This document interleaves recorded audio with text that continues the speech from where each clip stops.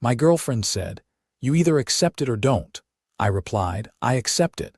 Then I cut the cards, changed my accounts, gave her a move-out date, and I just smiled because her big comeback post would be filmed from her childhood bedroom, not my apartment. My girlfriend said, "You either accept it or don't." When I asked her to cut back on spending my money, so I said, "I accept it," and stopped paying for everything. What happened next destroyed her entire social media fantasy. I am Nathan, 31, software engineer in Denver, been with KHLO for 14 months, living together for 6. She is 28, works part-time at some boutique, always talking about becoming a lifestyle influencer. Chloe spends money like she is already Instagram famous. New outfit for every outing. $200 brunches where she takes 40 photos of avocado toast. Ubers everywhere because public transit ruins her aesthetic. I have been covering most of it because I make good money and thought I was being supportive. Last month I started tracking our expenses. Holy you guys. She was burning through $3,000 a month on content creation costs. My house savings were disappearing faster than her followers could double tap. So last Tuesday I brought it up gently, showed her the numbers, said maybe we could dial it back, save for our future. That is when she looked me dead in the eye and said, "Stop trying to fix me. This is who I am. You either accept it or don't." The way she said it, like I was some controlling monster for suggesting basic financial responsibility. So I looked right back and said, "I accept it."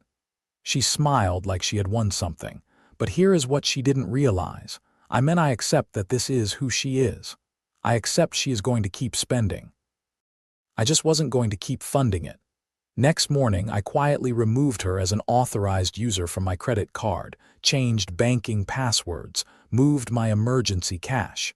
I didn't tell her any of this. I just stopped volunteering to pay for things. Friday night, she wanted to go to this trendy rooftop bar. Usually, I would hand over my card when the check came. This time when she ordered $15 cocktails, I just sat there. The look on her face when they brought the check and I didn't move, pure panic. She laughed nervously and said, "Babe, aren't you going to?" And I shrugged. "You told me this is who you are. I am letting you be who you are." She had to call 3 friends before someone Venmo'd her money for the tab. Sunday, she wanted her usual brunch spot for content. Got all dressed up with her ring light and phone tripod. "Ready," she said. "Ready for what?" I asked. "Brunch. Obviously." "Oh, I am not going. Have fun." The confusion on her face. She genuinely couldn't process that I wasn't automatically funding her content creation routine. She went alone. Came back having ordered just coffee because she couldn't afford food. Spent the day posting vague stories about fake people showing their true colors.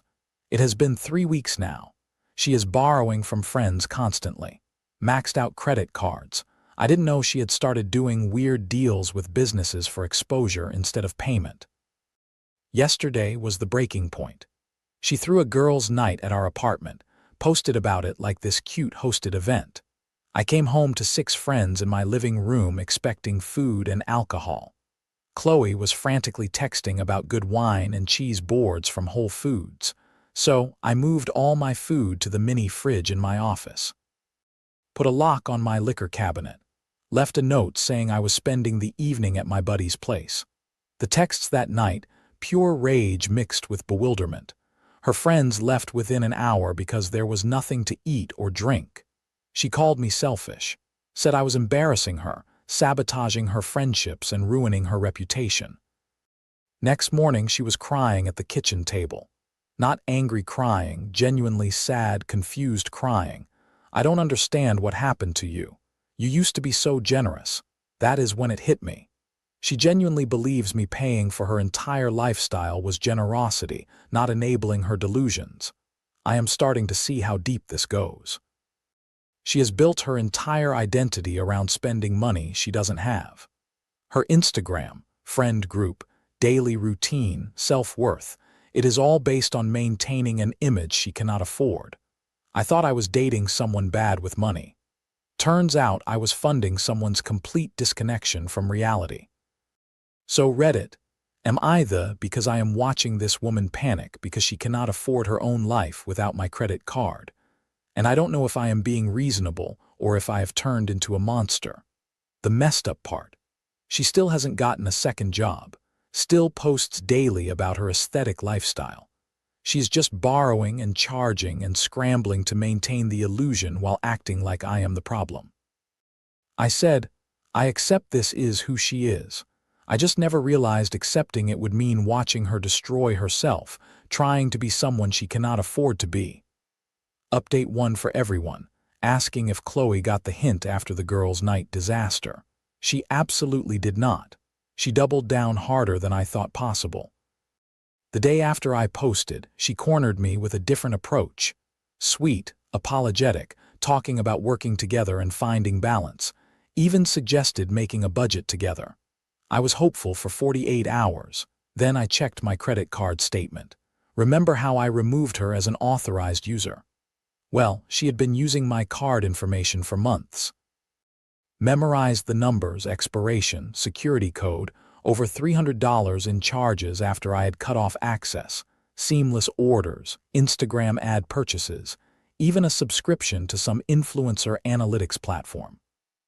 When I confronted her, she didn't deny it, just shrugged. You changed the physical card access, but I still needed those things for my content strategy. Content strategy, like fraud, was part of her business plan. I called my bank, reported unauthorized charges, got new cards with different numbers, set up alerts for every transaction over $5. Her reaction was the 5 stages of grief, but for losing access to someone else's money. Denial, anger, bargaining with elaborate payment plans on notebook paper, depression with cryptic Instagram stories about betrayal, but acceptance never came. Instead, she entered the creative financing phase, started selling designer clothes online, but only stuff I hadn't paid for. Made a deal with a local coffee shop to post about them for free drinks and pastries. Going there 3 times daily, eating off their sample trays. The barista Marcus clearly has a thing for her. Extra pastries, phone charging, business meetings, aka 4-hour selfie sessions. When I pointed out she was using his crush for free food, she acted like I was jealous.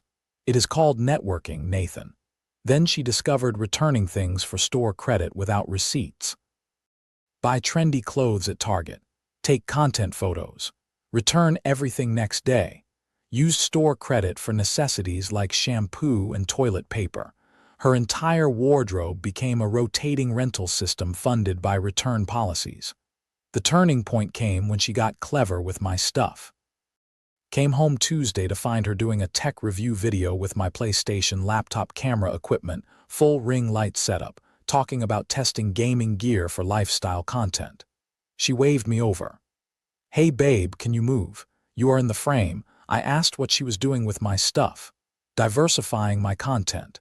Gaming and tech gets great engagement. Don't worry, I am being careful. Then she looked into the camera. So this setup is normally about $3,000, but I found this amazing deal. She was making up prices, pretending to review my belongings as if she had purchased them, creating fake tech content with equipment she would never paid for. That night, I moved all electronics to my locked office. Her response was an Instagram story about people who don't support your growth and recognizing when someone's insecurity holds back your potential.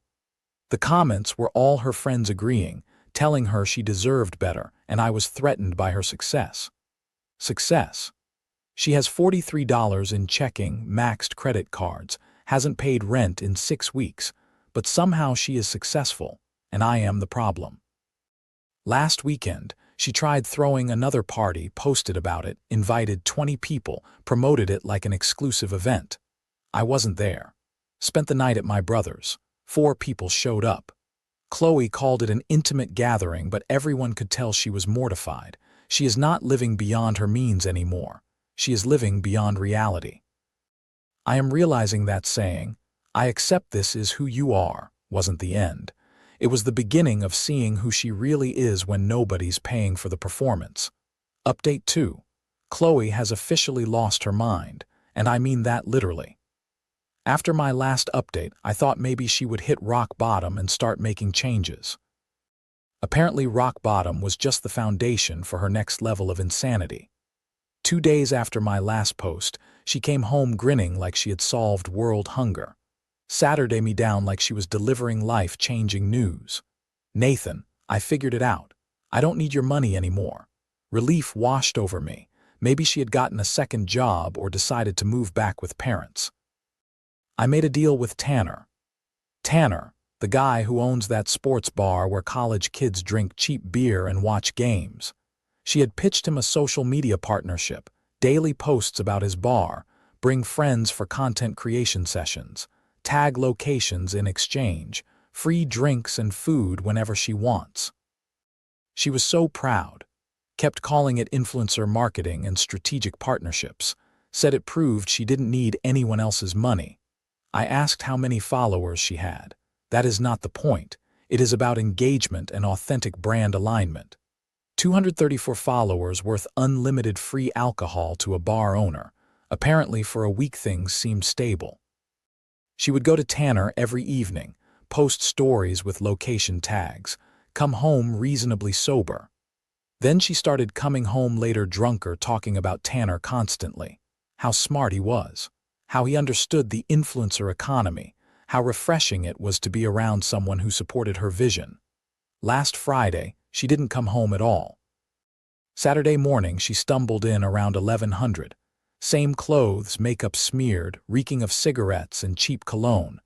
I was at the kitchen table with coffee, watching her try to sneak to the bedroom. "How was your night?" She froze, turned around, still partially drunk. "Fine, just late networking. You wouldn't understand." Networking. Yes, building relationships, expanding my brand presence. Then she started crying, scared crying. He is not what I thought," she whispered. I asked what that meant. "The deal wasn't just about posting. He expects other things, says if I want to be serious about this partnership, I need to show I am committed." There it was.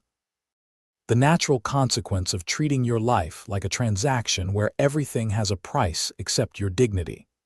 She had traded access to my money for free drinks, and discovered that free drinks from random bar owners come with different expectations.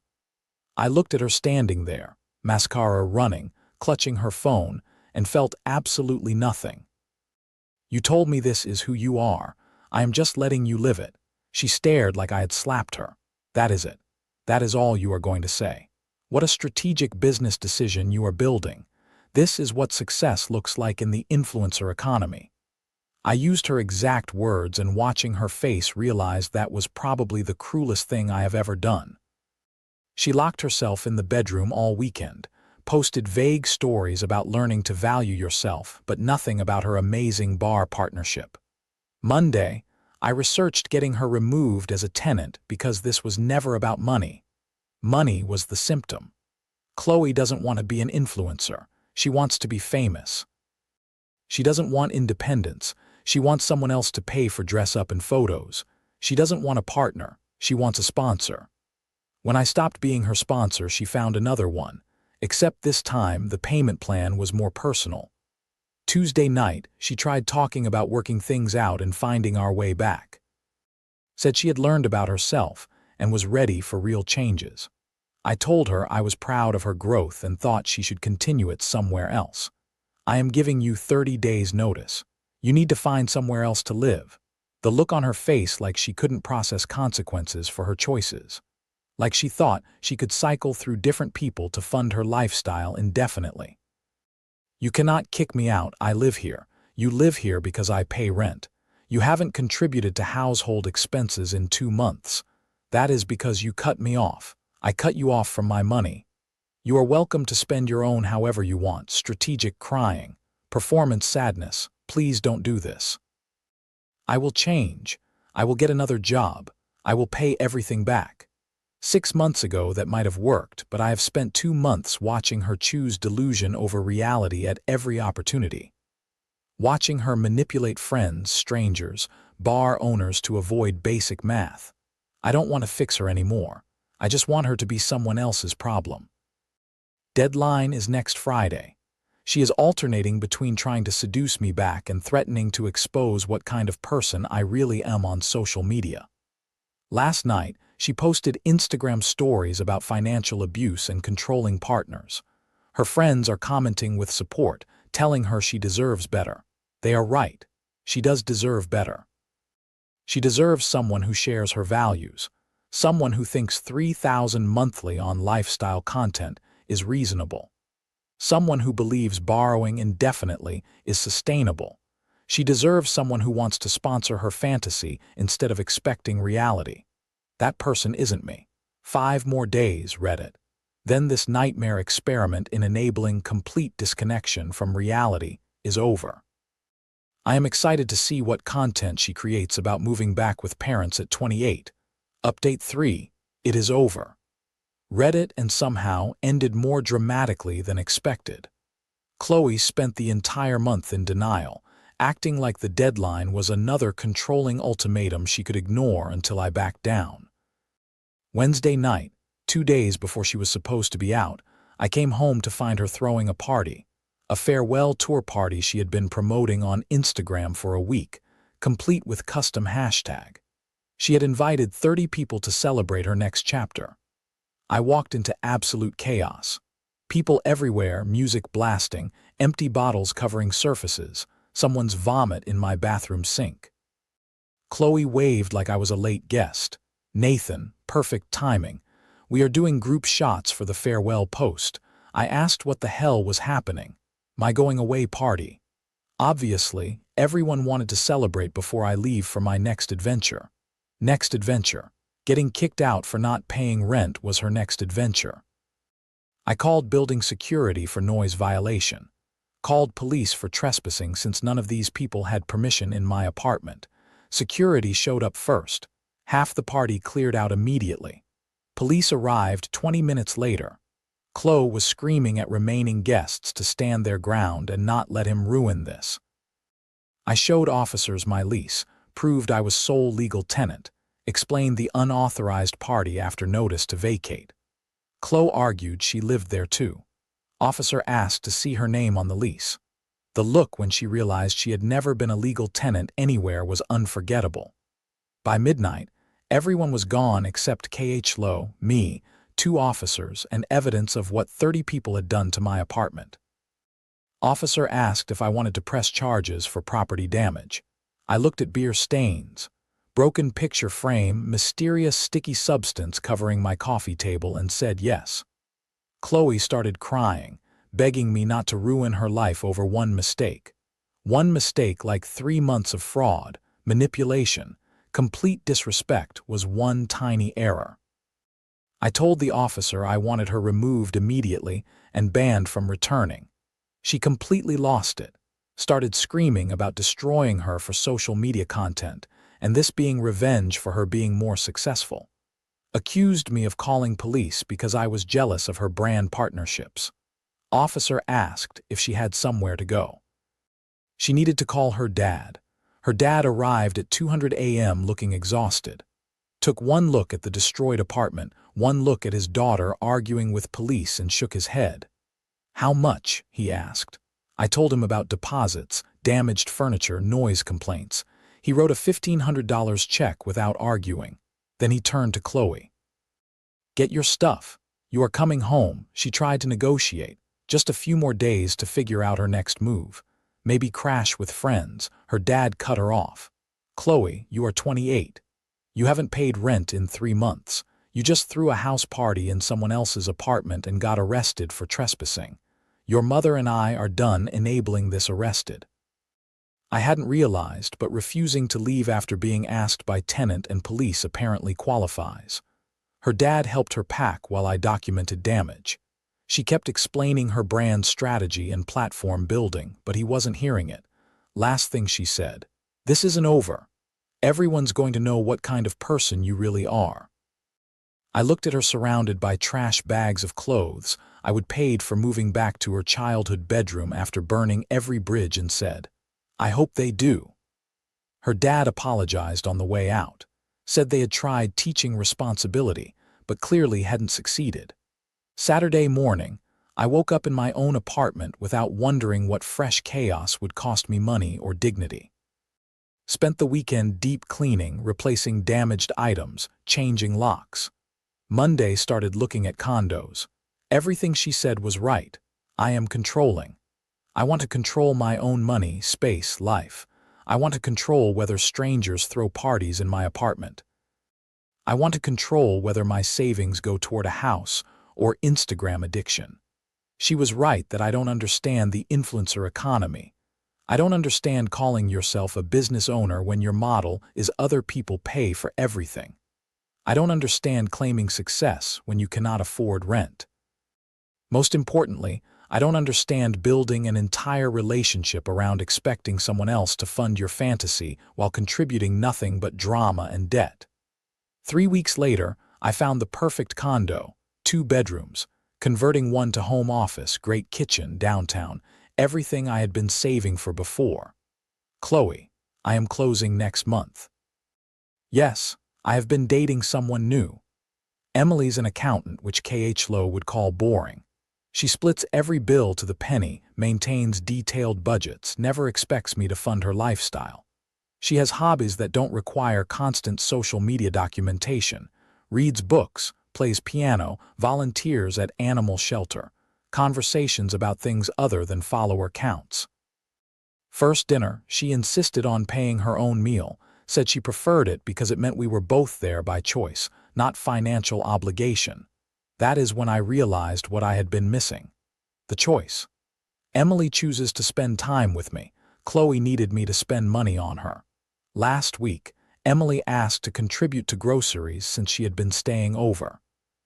Asked about splitting a Costco membership. I almost cried. Someone actually wanted to contribute to our shared life instead of consuming it. As for Chloe, her social media has been educational. First week, toxic relationships and escaping financial abuse. Decent sympathy from followers who didn't know the story. Week 2, finding yourself after betrayal with motivational quotes. Week 3, moving back home as self-care and focusing on personal growth. Spinning living with parents as deliberate choice. Week 4, reality started showing posts less frequent photos obviously in childhood bedroom cropped to hide it. Lifestyle content disappeared, replaced by generic quotes over stock photos. Follower count dropping. Turns out people follow lifestyle influencers for lifestyle, not inspirational quotes about adversity. Last week, she posted about starting a job at her mom's insurance office. Framed as exploring new industries and diversifying professional experience. Yesterday's post was the real kicker. Long caption about learning the value of financial independence and building a foundation for real success. She is working full-time now, has a budget, pays parents' rent for her childhood bedroom, drives her mom's old Honda instead of Ubers. She is finally living the life I had suggested all along. She just had to lose everything first to realize it was actually a good idea. Last night, Emily asked if I ever regret how things ended. If I wished I had tried harder, I told her the truth. I regret taking so long to realize that loving someone doesn't mean funding their delusions. I regret enabling self-destructive behavior for both of us. But I don't regret setting boundaries. I don't regret expecting adult behavior from an adult. And I definitely don't regret discovering that when you stop paying for someone's performance, you find out whether there is anything real underneath. Turns out there wasn't. But now, I know what real looks like. But someone who wants to contribute instead of consume. Real is someone whose personality doesn't disappear when they cannot afford to maintain it. Real is someone who chooses to be with you, not someone who needs you to choose them. Chloe taught me that lesson in the most expensive way possible, but Emily gets to benefit from everything I learned. Thanks for sticking with me through this insanity, Reddit. Sometimes you have to let people show you exactly who they are instead of who you hope they could become. I finally learned how to.